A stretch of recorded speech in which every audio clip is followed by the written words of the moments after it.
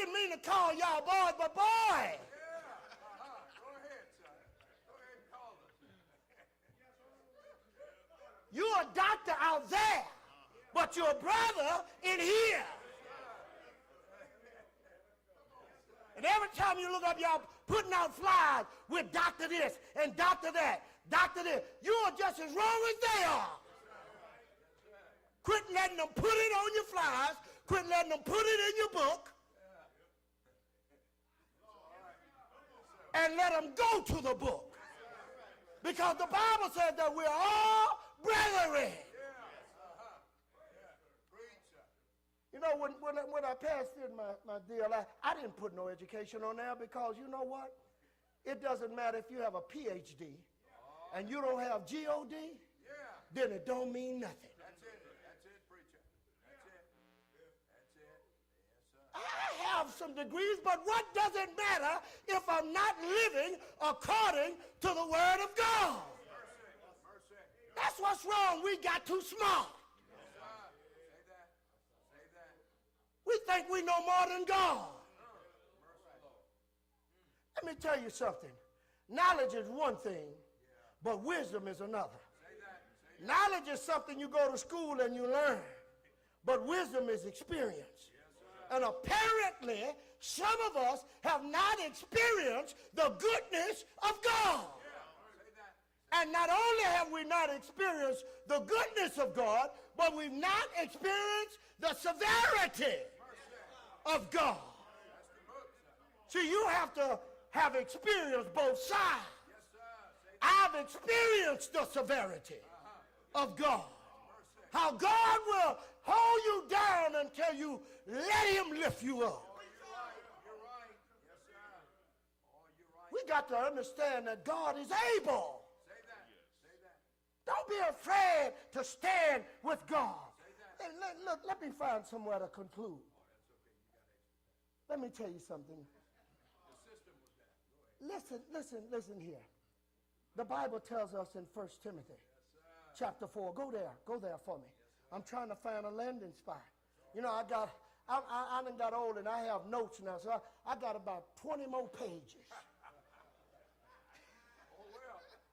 See, a lot of people use the computer, but I'm so old I might hit the wrong button and lose all my lessons.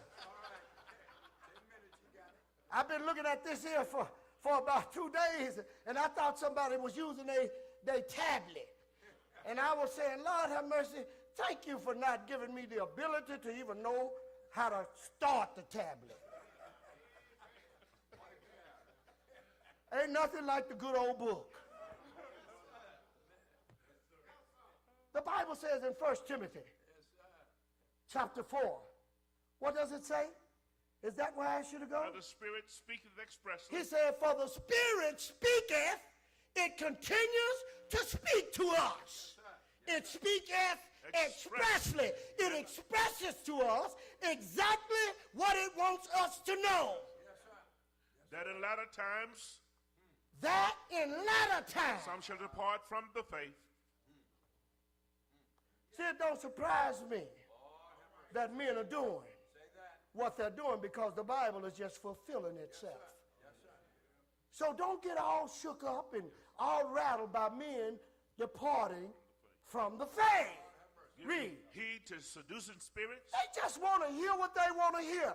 Quit telling folk what they want to hear and tell them the truth. And the doctrine of devils. The doctrine of devils. If you're teaching anything besides what the Spirit speaketh expressly, you are a devil. Doctrines of devils. Speaking lies and hypocrisy. Just lying to everybody. Having hold up, let me finish with lying. We got folk lying to everybody. We can't do that. We got to tell the truth. And let me tell you something. Those of us who are at this sound doctrine lectureship, don't us start being controversial in everything we do. That's right. Help us, preacher. I'm just trying to help us here because I can sense that. Don't tear this lectureship up. That's right. Let's stay sound. And let's not worry about matters that has nothing to do with our salvation. Say that. We get caught up with stuff that has no bearing on salvation at all. Lord have mercy. Don't get up and ask no crazy question. I'm going to be up here in a minute. Don't you get up and ask no crazy question. Because I'm going to tell you that's a crazy question. You already know. Don't ask me that. Just get up and ask a question you already know. It ain't got no sense to it. Uh-oh. I'm going to leave that alone. I'm going to leave that alone. But don't ask no crazy question. Holding up time. Second Peter. I'm getting ready to close. Second Peter chapter 2. Verse number 1. Let's go there. I'm finna shut it down. How many minutes I got? Oh, you still got 7. I got 7, but Lord have mercy, that's a whole lot of time to tell y'all some more stuff that we need to know. We need to understand that God's word is genuine. It's real. And as the young man said, we don't need no innovation. God don't need no extra stuff. That's what got Cain in trouble. All you give him is what he asked for. Nothing more and nothing less. Keep your little ideas to yourself. The Bible says what? For there were false prophets also among the people. See, don't get all confused because there was false prophets back then.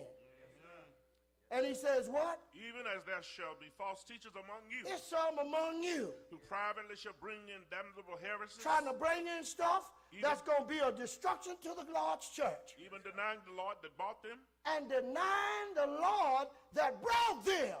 and bring upon themselves swift destruction. You know what? You don't have to worry about it.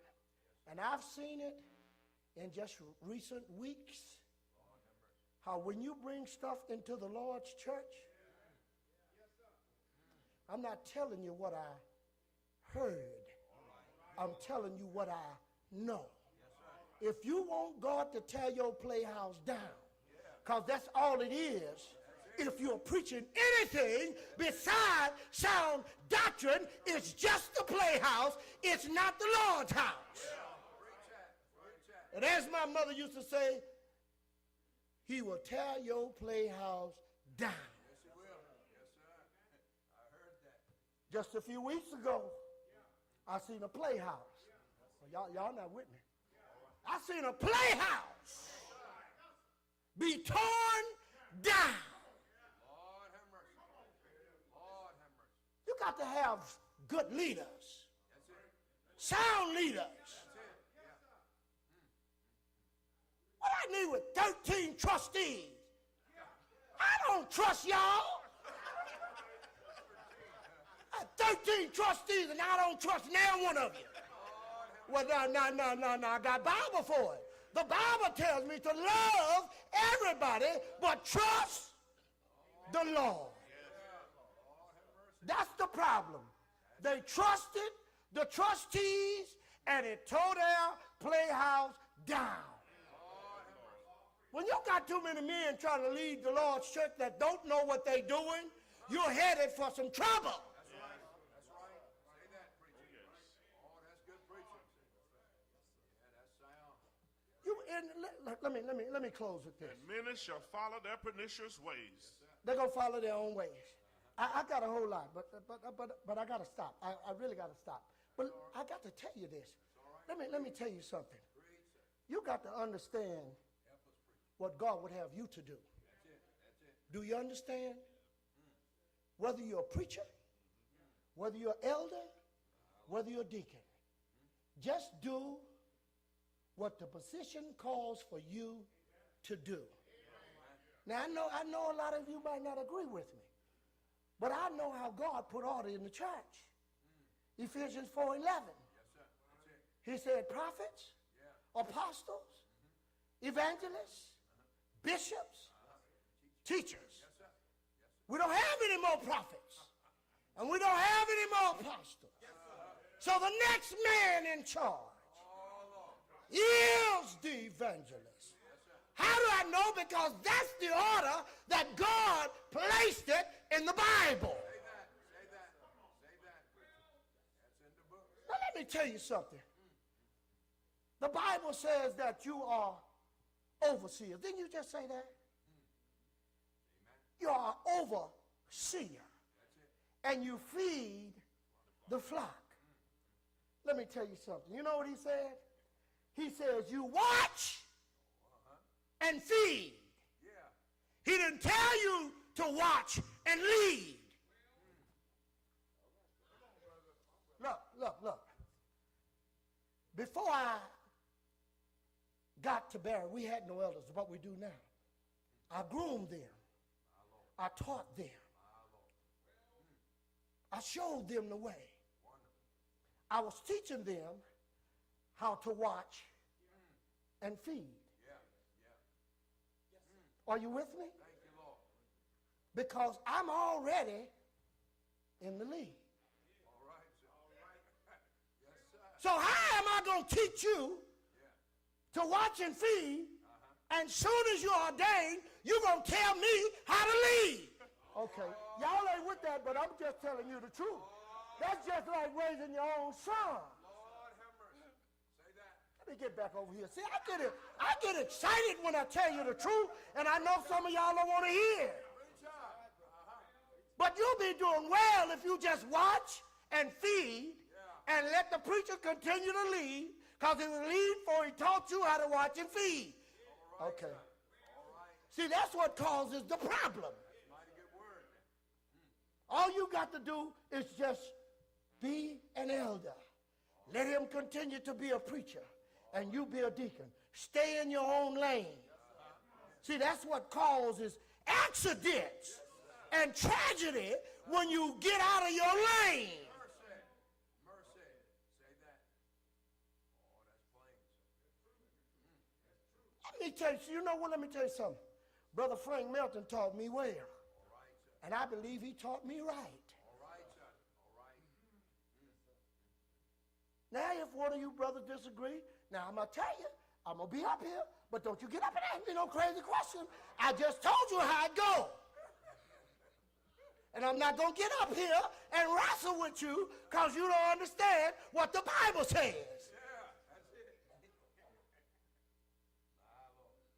Okay, Help us now. I got to close. It's all right, preacher. Let me tell you something. When God told Adam and Eve in the Garden of Eden, he said, now, out of all these trees, you can eat of any one you want. But this tree of knowledge, I want you to leave that one alone. God closed the matter. When God tells you what to do, he's automatically telling you what not to do. Well, let me help you. I left home just the other day, and I told the kids to stay inside.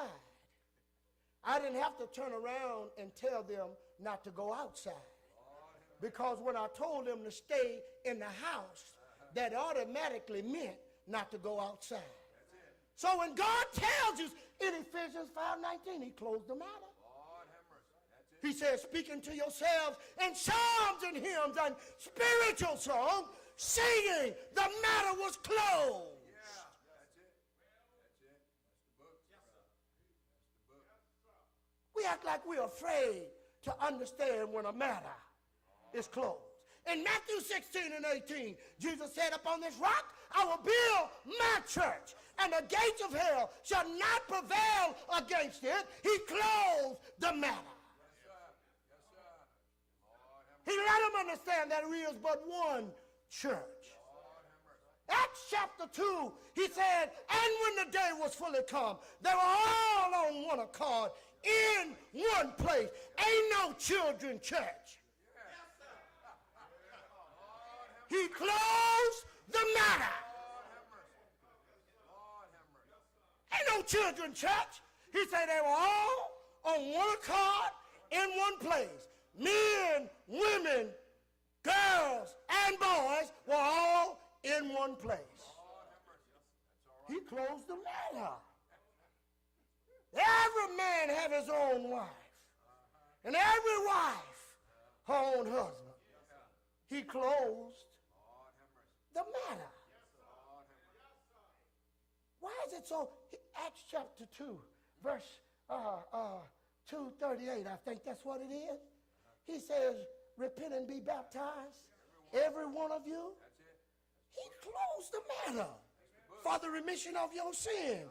You don't call on the Lord. You don't lay your hand on the radio. You don't do it that way. He closed the matter.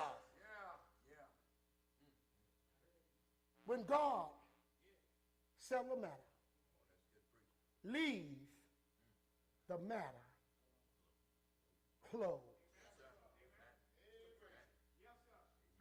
I beg you today, all of you that are listening via social media, sit down and take a look at what you're doing in the Lord's church. And then ask yourself, is it scriptural? And if it's not scriptural, leave it alone or you're going to hell.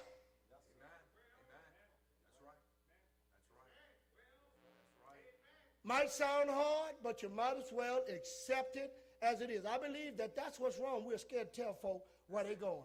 You're going straight to hell if you're not doing what God would have you to do. It's simple as that. We don't have to like it. We don't have to appreciate it, but you got to accept it because it ain't but two places for you to go, either heaven or hell. And if you're not doing what God would have you to do, saved you'll never be.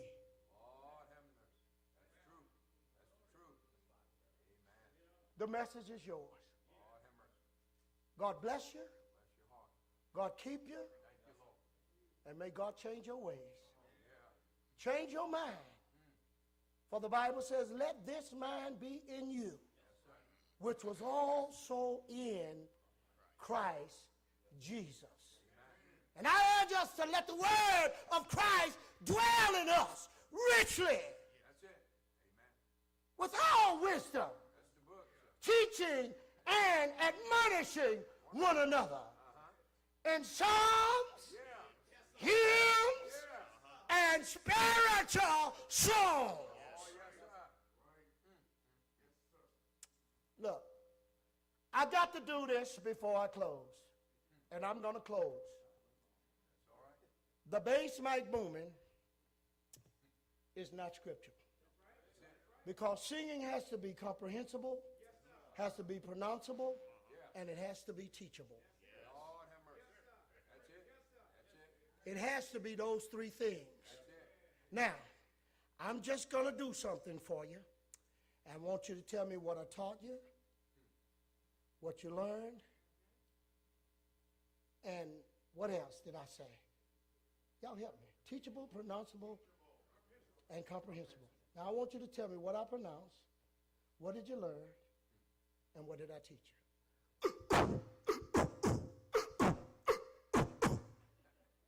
What did I say?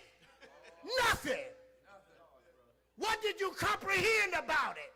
Nothing. What did you learn from it? Nothing. Lord have mercy, preacher. Preacher.